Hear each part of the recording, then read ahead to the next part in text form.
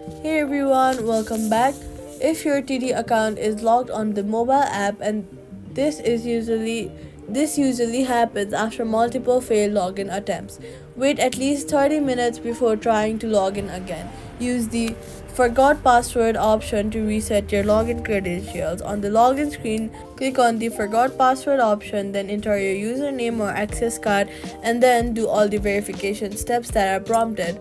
Next, if the account sorry Next, wait at least 30 minutes before trying to log in again.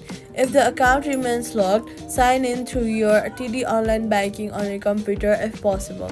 If you still cannot access your account, contact TD support or visit a branch with valid identification to unlock your account safely, and that's it. Subscribe for more quick fixes.